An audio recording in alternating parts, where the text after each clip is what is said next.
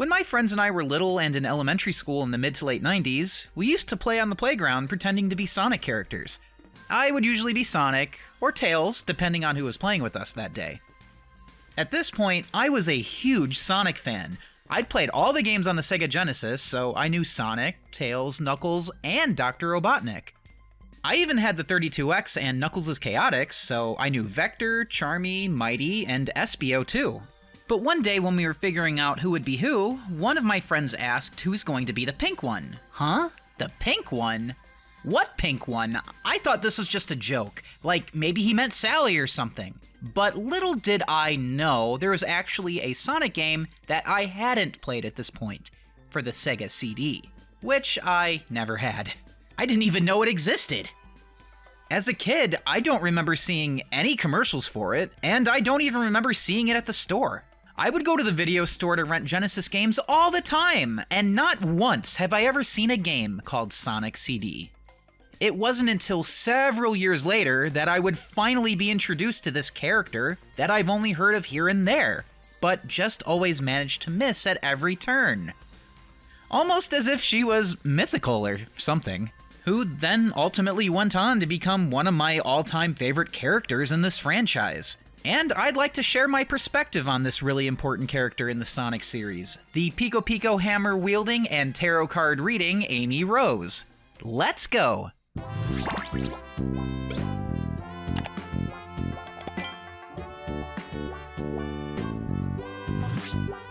Before I get started, I want to take a moment to thank my channel members. If you'd like to have your name featured here and have a possible shout out, please consider becoming a member by hitting the join button. And this video shout out goes to Jotpla. Thanks for always believing in me, man. I love ya and appreciate ya. The support means a lot, and it allows me to keep creating content. And without further ado, let's get back to the video.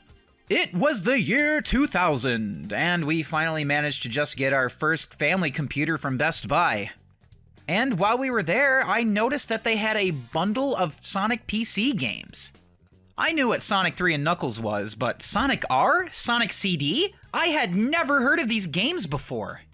I knew exactly what to expect with Sonic 3 and Knuckles, especially since I had the games on the Genesis.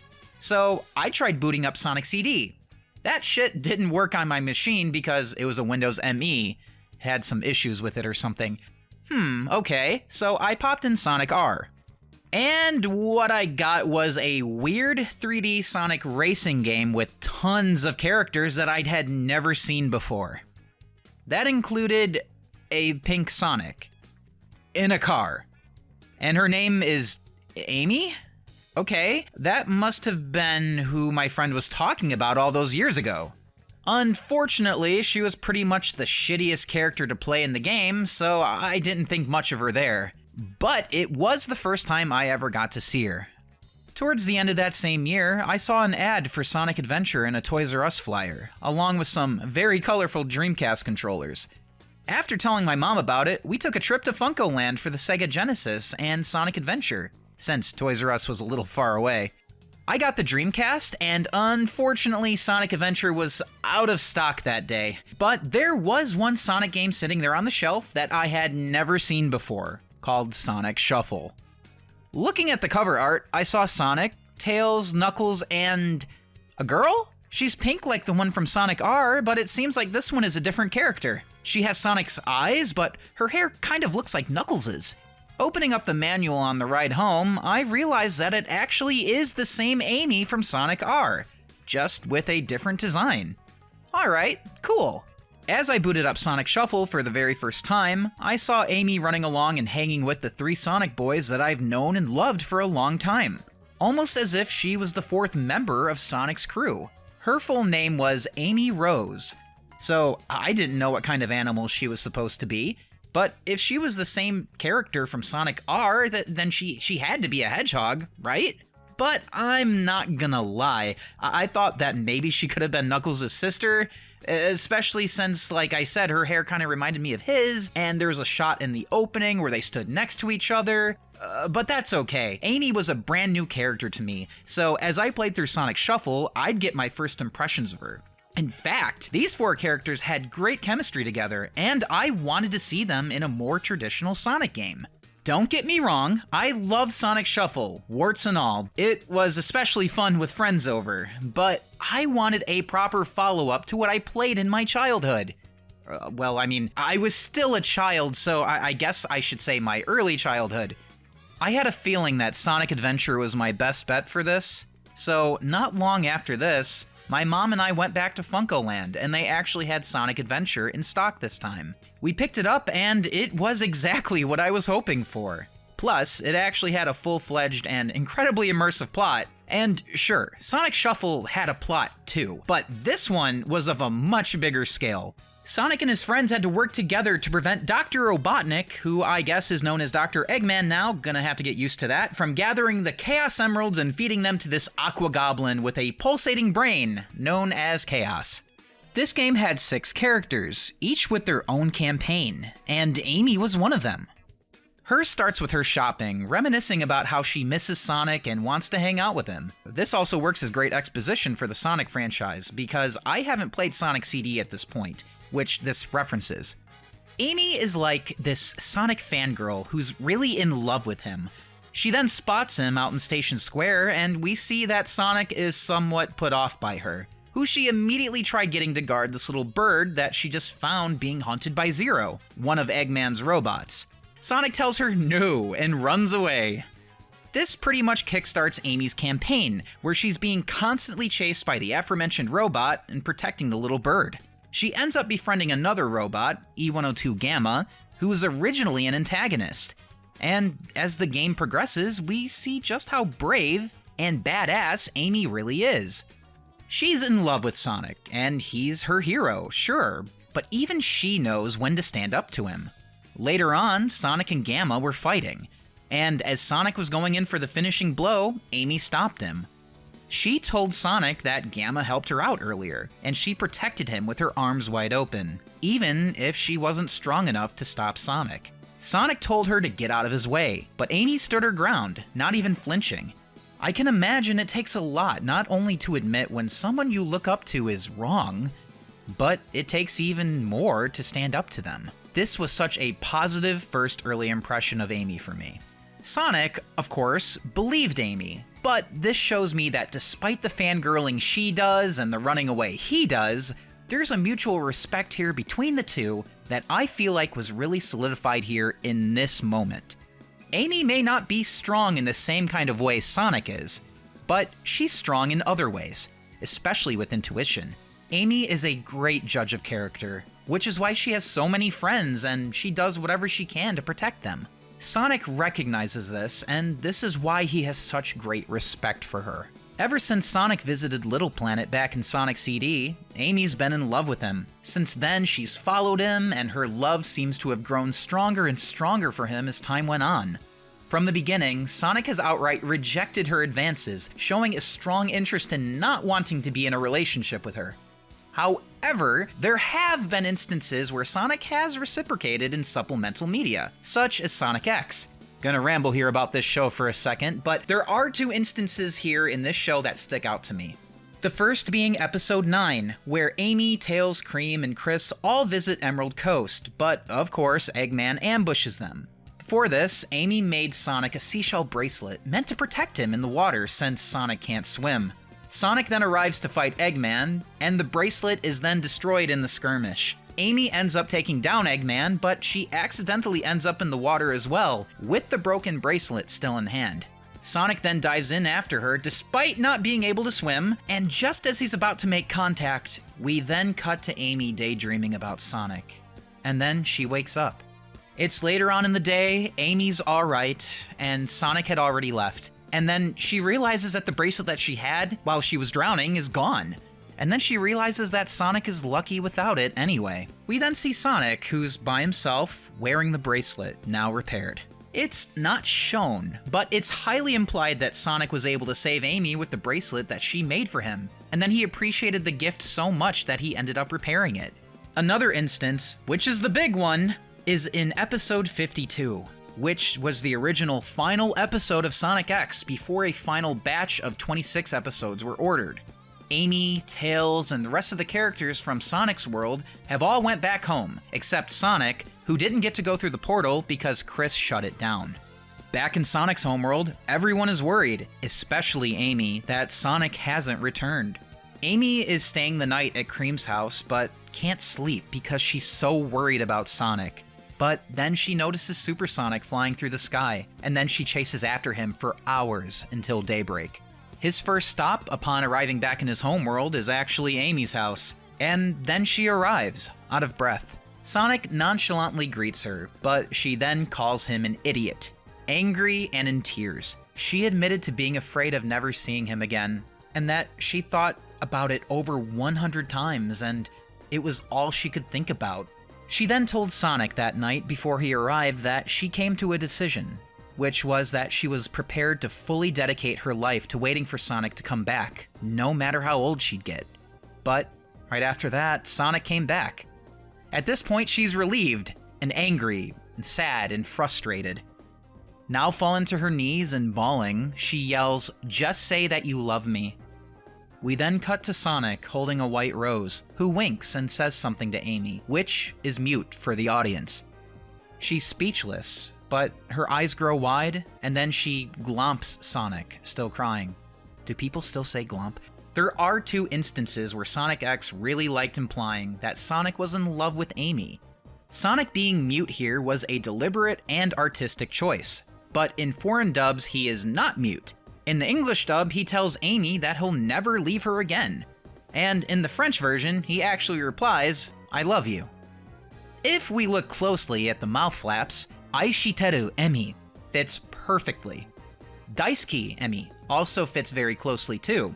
Both of these are ways of saying "I love you" in Japanese, with Aishiteru being a much stronger and serious way of expressing it. Like I said, Aishiteru fits the mouth flaps perfectly, but there's no way to confirm that's what he actually said because it is mute. It's just heavily implied. This entire scene was storyboarded to the tune of Natsu no Hi by Off Course, a beautiful 80s Japanese love song that fits this scene perfectly, I might add. I may not be a shipper, but I am convinced that Sonic and Amy are in love with each other in this continuity. In the games, though, it is pretty clear that Sonic isn't interested in a relationship at all, seemingly because his hyperactive nature doesn't mesh well with being held down in a relationship with anyone else. Early on, Amy has pestered him about marrying her, to which he always said no, but her love for him hasn't stopped. Even though Sonic isn't interested, I think he understands that even though Amy is in love with him, he has faith that she's mature enough to accept the fact that he is not interested, or isn't ready, whatever the reason may be. Amy seems to respect this about him too, especially as time went on, she will just casually flirt with him here and there. But I think she has fun being in love with Sonic, even if it is a bit one-sided. I do think the feeling is mutual when it comes to a romantic relationship between them, and that it won't work in this moment in time. Any flirting that she does is just a bit which Sonic will sometimes entertain. It's like it's part of this unique friendship dynamic between the both of them. Alright, and I just want to say, I don't think Amy is a stalker. She chases Sonic around, yeah, but like I said, this seems to be a part of that bit between the both of them that Sonic is in on. Sonic is a really assertive character, and if he really had an issue with what Amy was doing, I don't think he would mind telling her that what she's doing is wrong. Just like she wasn't afraid to stop him from killing Gamma. Like I said, there's this mutual respect between the both of them. And who knows, maybe Sonic actually likes getting chased by her. What do I mean by that? Well, there was a March 2005 issue of Disney Adventure magazine with a section called The Top 10 Gaming Mysteries of All Time. And there's a question titled, "Why doesn't Sonic confess his love to Amy Rose?" Disney Adventure magazine then went straight to Sonic Team for answers, and this was the answer that they got. Quote unquote, "Although Sonic is clearly interested in her, Sonic has always been too shy to declare his feelings." Again, I must iterate, this magazine claimed that they went to Sonic Team, and this was the answer that they got from them. Boom. Word of God. Right? This was once again then brought up in a Twitter takeover a couple years back, when Tails, Eggman, and Shadow asked Sonic if this was true. Sonic got nervous, freaked out, and ran away. Yeah, these Twitter takeovers can sometimes get a little silly and really meta, and sometimes I'd say it's best to not take them too seriously depending on the question, but some answers can actually provide some good insight to the deeper Sonic lore.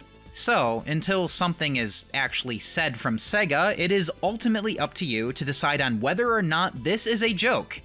But maybe it is true that Sonic is actually interested, and he's just a shy boy. There's a part in Sonic Battle that I wanted to address where Amy talks about having motherly instincts because she was able to care for Emerald and therefore is qualified for Sonic to marry her and have a family. It's one of Amy's more straightforward moments, but I don't think that this is necessarily a bad thing. Amy is a girl in love, a girl with a crush who just wants to be seen as grown up as possible. And what better way to look grown up than to tell the person that you love that you're worthy of being a competent partner? Sure, it sounds a bit harsh, but this isn't really any different from the way I saw kids act when I was that age. I've seen girls, such as my sister and her friends, play house with assigned roles of husband and wife, and they would play with baby dolls to emulate being parents. From my perspective of being a young boy at this time, what Amy was saying and doing really felt like something girls said and did, which is a whole nother conversation in and of itself, but all I'm saying is that it didn't surprise me that Amy would say things like this when girls from a young age are encouraged to emulate the role of mothers as they grow up. It could be Amy's way of wanting to show off the agency that she thinks she has to Sonic, who she constantly tries to impress at this point in the series. Amy is a character that believes love is power, and I don't think that's something that should ever be underestimated. I think this makes her unique amongst her peers because love can manifest in many ways. Love isn't just following around someone and being in a one-sided relationship. It's her desire and ability to protect her friends. It makes her a good judge of character, and it's the reason why she wants to make the world a better place.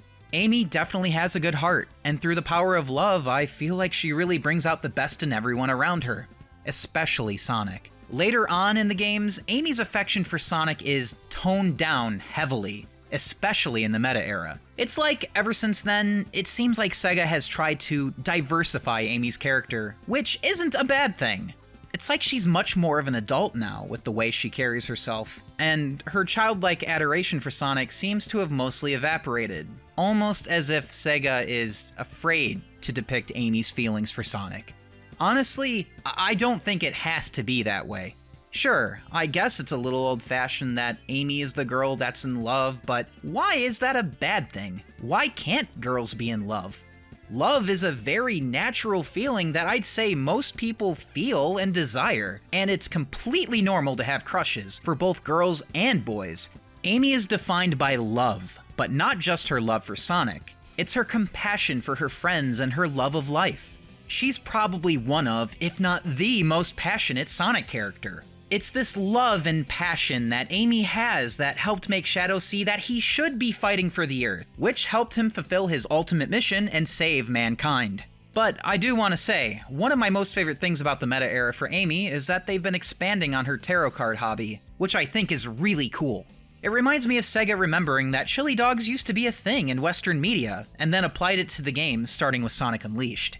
As I've said about the characters that I've covered in my other videos, the meta era has changed pretty much every character, including Amy, but I feel like she's one of the few that got the better end of the stick, as she's way more flexible now. But, unfortunately, it's a bit of a monkey's paw. What I mean by that is that the stories were basically paper thin or non-existent, and there was really nothing for her to really do that made her stand out or shine like she did in the adventure era. She got all this character expansion and flexibility just for the stories to do nothing with it.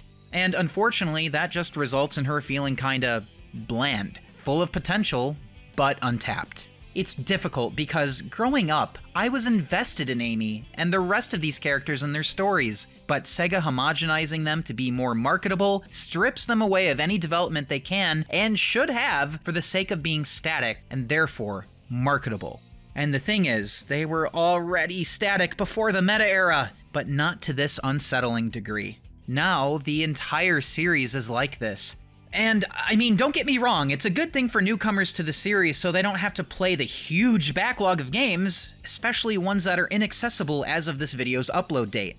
But to longtime fans such as myself, it's just really off-putting. My hopes are that one day the stories can go back to being as flexible as they've made Amy's character. Sonic Frontiers' story is a step in the right direction, but just like with Sonic Lost World, it's not unprecedented for Sega to just do a one-and-done kind of endeavor and then go back to what was before it. Only time will tell. And if Amy does have a future role in the Sonic movies, I hope that she's the same bubbly character that I grew to love as a kid. That pretty much sums up my thoughts for Amy from the games and my favorite Sonic show, Sonic X. I admittedly have yet to read the IDW comics, so I can't say too much of her depiction there. But I do plan on doing a full read-through of it sometime soon. Maybe I'll make a video on my journey through it one day. But ultimately, I'd say there's definitely more to her character than just loving Sonic, especially now. But even if that was the case, I don't mind Amy being a character that's in love with being in love. The world needs more of it. The world needs more Amy Rose. Amy finally being playable in Origins and in the Frontiers DLC is amazing. And multiple playable characters in the base game needs to be a normal thing again going forward, and not just Sonic, Tails, or Knuckles. What is your favorite iteration of Amy? It can be from any of the games, TV shows, or comics. All are valid. Please let me know in the comments below, and I'll catch you guys next time. Matinee!